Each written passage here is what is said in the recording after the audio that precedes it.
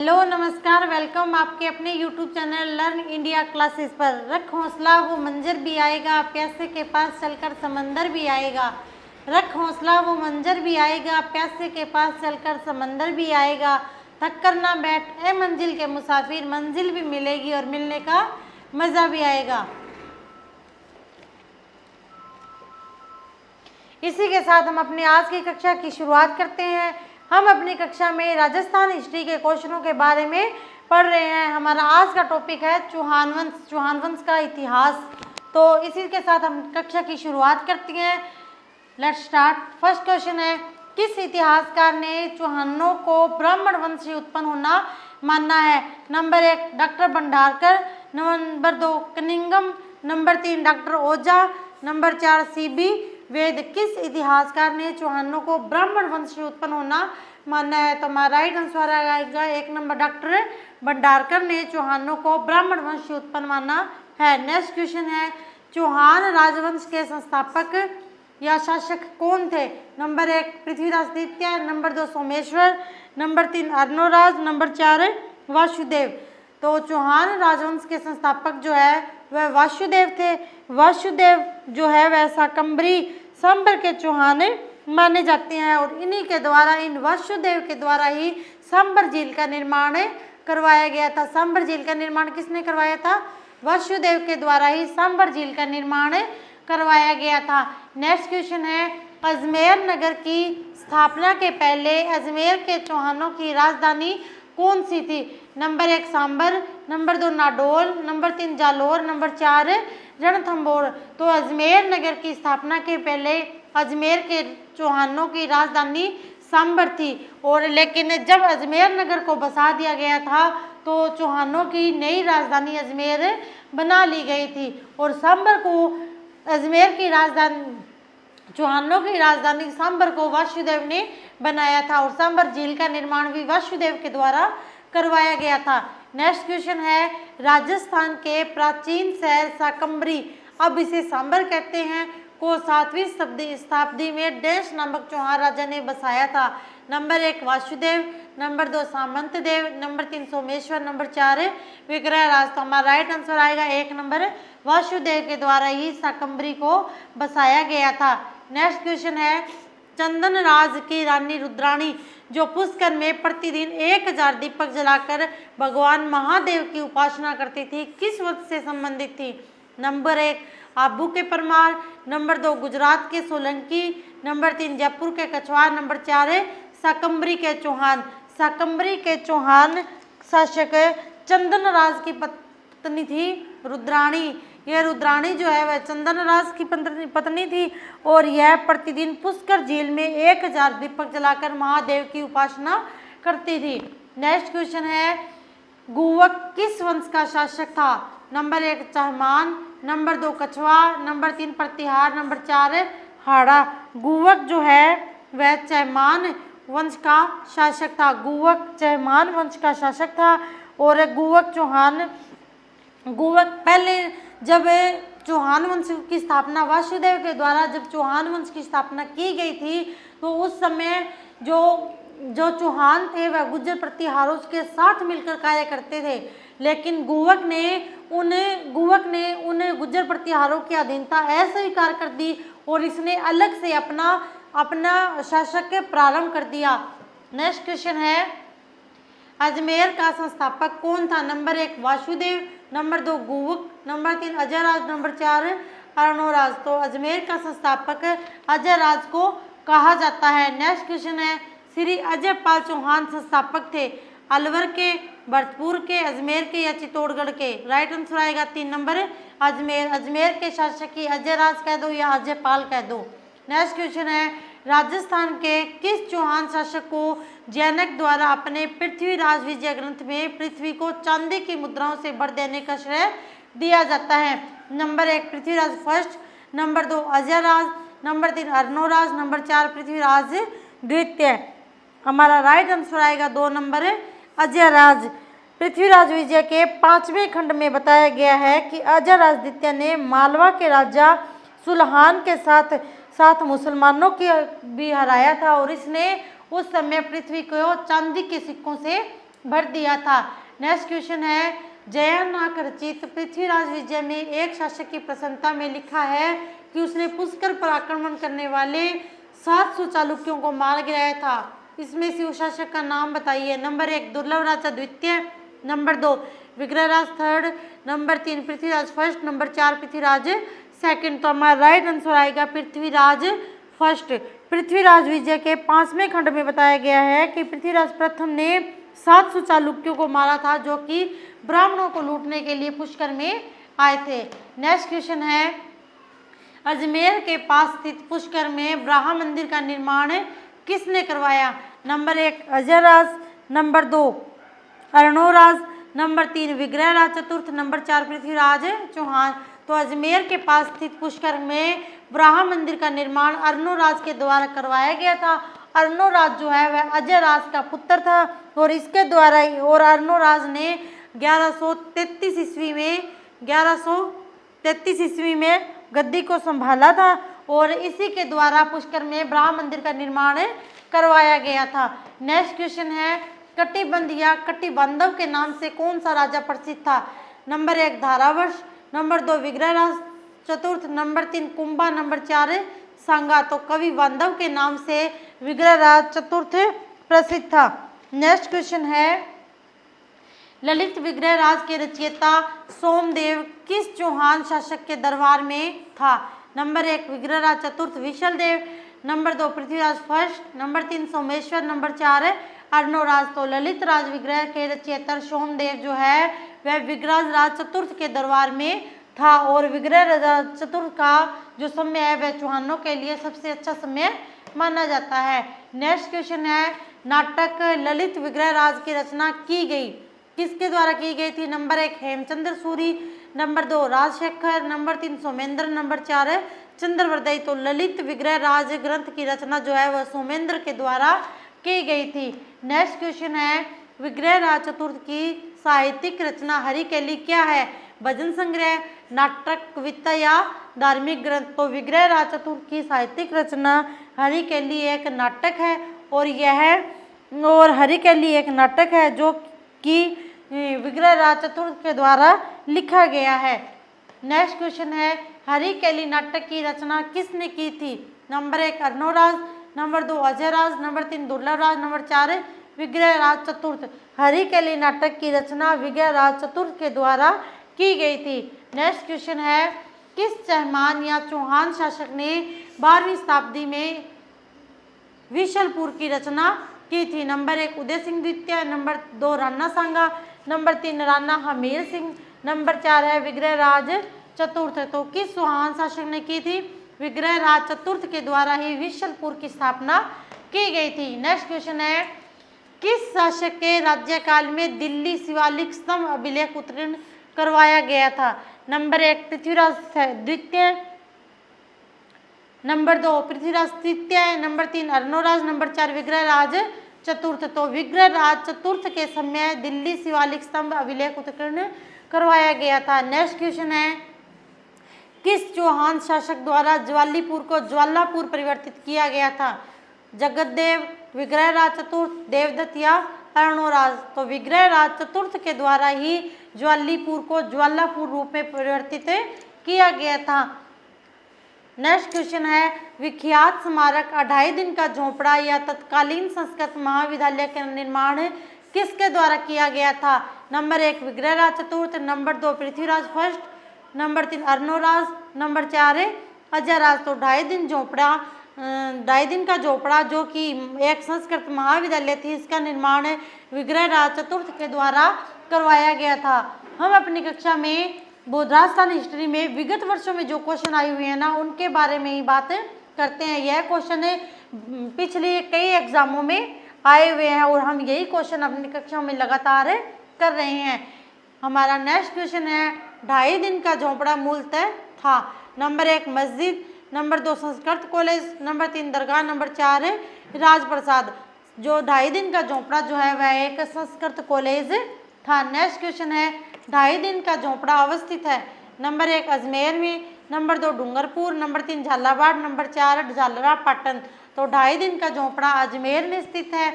इसका निर्माण विग्रहराज चतुर्थ के द्वारा करवाया गया था, लेकिन कुतुबुद्दीन ऐबक के द्वारा इसे एक मस्जिद में परिवर्तित करवा दिया गया था। यहाँ पर एक पीर का मेला बढ़ता है और इसे 2.5 दिन के झोंपड़े के नाम से जाना जाता है। यह प्राचीन समय में एक संस्कृत पाठशाला हुआ करती थी। नेक्स्ट क्वेश्चन है, तराइन का द्वितीय युद्ध लड़ा गया था। नंबर 1 अकबर और हुमायूं के मध्य, नंबर 2 राणा सांगा और बाबर के मध्य, नंबर 3 हमीर और अलाउद्दीन के मध्य, नंबर 4 मोहम्मद गौरी और पृथ्वीराज चौहान के मध्य। तो तराइन के युद्ध जो है वह मोहम्मद गौरी और पृथ्वीराज चौहान के मध्य लड़े गए थे। तराइन के मुख्यतः 2 युद्ध हुए थे। पहले युद्ध में तो पृथ्वीराज चौहान की विजय हुई थी और दूसरे युद्ध में मोहम्मद गौरी की विजय हुई थी। तराइन का पहला युद्ध 1190 में और दूसरा युद्ध जो है वह 1191 में लड़ा गया था। नेक्स्ट क्वेश्चन है, पृथ्वीराज द्वितीय और मोहम्मद गौरी के मध्य कितने युद्ध हुए थे? Number 1 4, number 2 3, number 3 2, number 4 1। तो राइट आंसर आएगा 3। पृथ्वीराज द्वितीय और मोहम्मद गौरी के मध्य मुख्यतः 2 युद्ध लड़े गए थे। नेक्स्ट क्वेश्चन है, कौन सा किला महान चौहान शासक पृथ्वीराज चौहान तृतीय ने बनवाया था? नंबर 1 कुंभलगढ़ किला, नंबर 2 रणथंभौर किला, नंबर 3 किला राय पिथौरा, नंबर 4 गागरोन किला। तो किला राय पिथौरा जो है इसका निर्माण जो है पृथ्वीराज चौहान तृतीय ने करवाया था। नेक्स्ट क्वेश्चन है, कौन पृथ्वीराज चौहान तृतीय का दरबारी विद्वान नहीं था? Number 1 Vidyapati Gaur, number 2 Vagishwari Janardan, number 3 Vishwaroop, number 4 Sarangdhar. तो सारंगधर जो था वह पृथ्वीराज चौहान तृतीय का दरबारी विद्वान नहीं था। इसके थे जयानक था, चंद्रवर्दई था, जनार्दन, आशाधर, विद्यापति, विश्वरूप व पृथ्वी भट्ट जो थे वह पृथ्वीराज चौहान तृतीय के दरबारी विद्वान थे और सारंगधर जो है वह इसका दरबारी विद्वान नहीं था। नेक्स्ट क्वेश्चन है, पृथ्वीराज चौहान का दरबारी कवि कौन था? नंबर 1 बाणभट्ट, नंबर 2 राजा रामानुज, नंबर 3 चंद्रदाई, नंबर 4 हरिहर। तो पृथ्वीराज चौहान का दरबारी कवि जो था वह था चंद्रवर्दई। नेक्स्ट क्वेश्चन है, कदम्बवास या कैम्बवास किस राजा के समय उसके मुख्यमंत्री थे? Number 1 Maldev, number 2 Jaimal, number 3 Kumarpal, number 4 Prithviraj तृतीय। तो पृथ्वीराज तृतीय जो थे इसके समय कदम्बवास व कैम्बवास जो थे वह उस समय उसके मुख्यमंत्री थे और यही पृथ्वीराज तृतीय को सलाह देते थे। गौरी के आक्रमण के समय चालुक्यों को सहायता देने के विरुद्ध पृथ्वीराज तृतीय को परामर्श देने वाला मंत्री कौन था? Number 1 Kadambavas, number 2 Chandravardai, number 3 Ballabh, number 4 Nalmath. तो राइट आंसर आएगा कदम्बवास, क्योंकि जब पृथ्वीराज तृतीय जो है इसने जब गद्दी संभाली थी तो इनकी आयु मात्र 11 वर्ष थी। तो यह उस समय वहाँ का जो राज्यभार है वो इनकी माता कपूरी देवी ने संभाल लिया था और यह अपने मंत्री कदम्बदास के बताने पर कार्य किया करते थे। नेक्स्ट क्वेश्चन है, कपूरी देवी किस राजपूत शासक की माता थी? नंबर 1 महाराणा प्रताप, नंबर 2 राणा सांगा, नंबर 3 पृथ्वीराज चौहान तृतीय, नंबर 4 राणा हम्बीर। तो कपूरी देवी जो है पृथ्वीराज चौहान तृतीय की माता थी और इनके द्वारा ही पृथ्वीराज चौहान के गद्दी पर बैठने के बाद जब ये पृथ्वीराज चौहान की आयु गद्दी संभालने की हो गई थी तब तक इनकी माता ने ही वहाँ पर शासन किया था। नेक्स्ट क्वेश्चन है, सूफी संत ख्वाजा मोइनुद्दीन चिश्ती किसके शासनकाल में राजस्थान आए थे? नंबर 1 महाराणा प्रताप, नंबर 2 राणा सांगा, नंबर 3 राणा कुंभा, नंबर 4 पृथ्वीराज चौहान। तो पृथ्वीराज चौहान के शासन के समय ही सूफी संत ख्वाजा मोइनुद्दीन चिश्ती जो है वह राजस्थान में आए थे। नेक्स्ट क्वेश्चन है, पृथ्वीराज चौहान तृतीय का समकालीन चंदेल शासक कौन था? Number 1 Paramadidev, number 2 Jayavarma. चंदेल शासक कौन था? तो Paramadidev, number 2 Jayavarma, number 3 Kirtivarma, number 4 Yashovarma. तो हमारा राइट आंसर आएगा 1 नंबर। नेक्स्ट क्वेश्चन है, बंडानकों का पूर्णतः दमन निम्न में से किसने किया था? Number 1 Someshwar, number 2 Ajayraj, number 3 Prithviraj Chauhan तृतीय, नंबर 4 विग्रहराज चतुर्थ। तो बंडाणकों का पूर्णतः दमन जो है पृथ्वीराज चौहान तृतीय के द्वारा किया गया था। नेक्स्ट क्वेश्चन है, पृथ्वीराज चौहान तृतीय का समकालीन चालुक्य शासक कौन था? Bhimdev first, Bhimdev second, Jaichand, Paramadri. तो पृथ्वीराज चौहान तृतीय का समकालीन चालुक्य शासक तो जो था वह थे भीमदेव सेकंड। हमारा राइट आंसर आएगा 2 number Bhimdev second. Next question है, चौहानों की रणथंभौर शाखा का प्रवर्तक कौन था? Number 1 Kirtipal, number 2 Hamir, number 3 Govindraj, number 4 Hariraj. तो चौहानों की रणथंभौर शाखा का प्रवर्तक जो था वह गोविंदराज था। गोविंदराज ने कुतुबुद्दीन ऐबक की सहायता से रणथंभौर जो शाखा है इसकी स्थापना 1194 ईस्वी में की थी।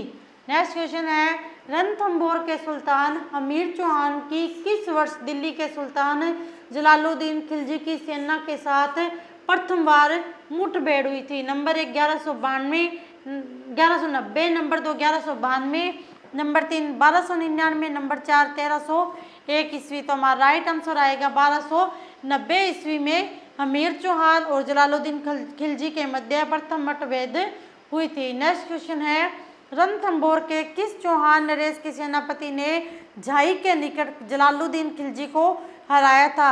हमीर, नंबर 2 जैत सिंह, नंबर 3 वीर नारायण, नंबर 4 वाघभट्ट। तो राइट आंसर आएगा हमीर। हमीर जो थे इसके शासक, इसके जो सेनापति थे, इसने जलालुद्दीन खिलजी को हराया था। नेक्स्ट क्वेश्चन है, प्रथम खिलजी सुल्तान जिसने रणथंभौर दुर्ग पर आक्रमण किया वह था? Number 1 Jalaluddin, number 2 Alauddin, number 3 Sohabuddin, number 4 Mubarak. Right answer आएगा हमारा 1 नंबर जलालुद्दीन। जलालुद्दीन तो जो था वह प्रथम दिल्ली खिलजी सुल्तान था जिसने रणथंभौर दुर्ग पर आक्रमण किया था। नेक्स्ट क्वेश्चन है, अलाउद्दीन खिलजी ने रणथंभौर पर आक्रमण किया क्योंकि राणा की सेना सुदृढ़ थी, सुल्तान के विद्रोहियों को शरण दी थी, राणा ने युद्ध की पहल की थी, जलालुद्दीन ने आदेश दिया था।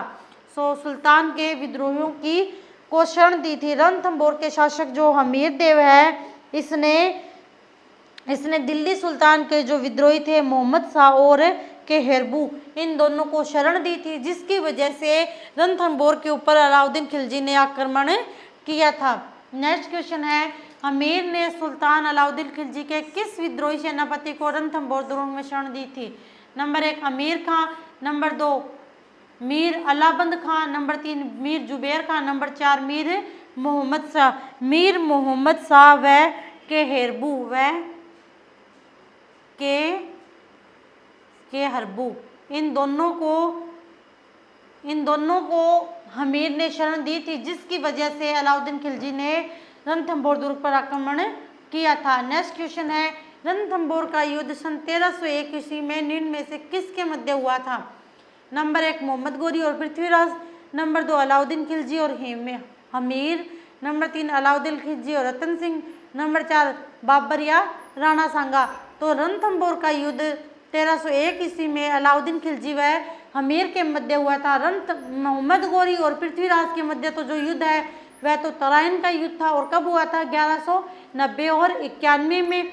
अलाउद्दीन खिलजी और रतन सिंह के मध्य जो युद्ध है वह तो पद्मावती को लेकर हुआ था। बाबर और राणा सांगा के मध्य भी यह युद्ध नहीं हुआ था। यह युद्ध रणथंभौर का युद्ध जो है वह अलाउद्दीन खिलजी और हमीर के मध्य हुआ था। नेक्स्ट क्वेश्चन है, अलाउद्दीन खिलजी ने किस वर्ष रणथंभौर पर आक्रमण किया? नंबर 1 1301 ईस्वी, नंबर 2 1303 ईस्वी, नंबर 3 1308 ईस्वी, नंबर 4 1311 ईस्वी। अलाउद्दीन खिलजी ने किस वर्ष रणथंभौर पर आक्रमण किया था? नंबर 1 राइट आंसर आएगा हमारा 1301 ईस्वी। नेक्स्ट क्वेश्चन है, अलाउद्दीन के आक्रमण के समय रणथंभौर का शासक कौन था?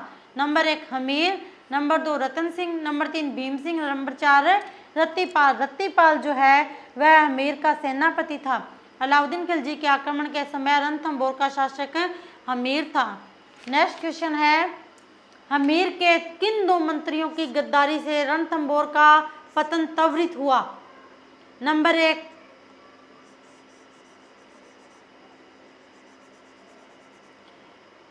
रणवीर व रिपुदमन, नंबर 2 महेंद्रपाल व विग्रहपाल, नंबर 3 मानवेंद्र महिपाल, नंबर 4 रणमल एवं रतिपाल। तो हमारा राइट आंसर आएगा रणमल और रतिपाल जो है वह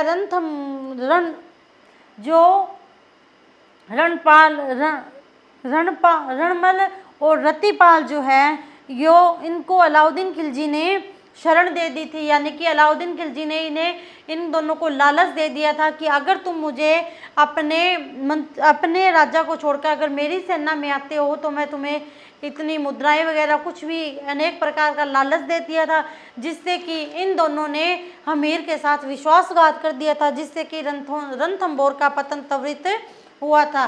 राइट आंसर आएगा 4 नंबर। नेक्स्ट क्वेश्चन है रणथंभौर की विजय के उपरांत अलाउद्दीन खिलजी ने इस दुर्ग को किसके अधिकार में सौंपा था? Number 1 Ulugh Khan, number 2 Nusrat Khan, number 3 Akad Khan, number 4 Amar Khan. तो रणथंभौर की विजय के उपरांत अलाउद्दीन खिलजी के 2 सेनापति थे, एक तो था उल्गू खां और एक था नुसरत खां। नुसरत खां की उस समय मृत्यु हो गई थी, युद्ध के समय ही उसकी मृत्यु हो गई थी और उल्गू खां जिंदा बचा था। तो अलाउद्दीन खिलजी ने इस दुर्ग का अधिकार जो है वह उल्गू खां को सौंप दिया था। हमारा राइट आंसर आएगा 1 नंबर उल्गू खान। नेक्स्ट क्वेश्चन है निम्न में से कौन सा शासक जालोर के चौहान वंश से संबंधित नहीं था? Number 1 Vatsraj, number 2 Kirtipal, number 3 Samay Singh, number 4 Uday Singh. तो राइट आंसर आएगा 1 नंबर वत्सराज जो है वह गुज्जर प्रतिहार का शासक था, ना कि चौहान वंश का शासक है। तो हमारा राइट आंसर आएगा 1 नंबर। नेक्स्ट क्वेश्चन है जालोर के चौहान शासकों में कौन से राजा को दिल्ली के किसी सुल्तान के आक्रमण का सामना नहीं करना पड़ा था?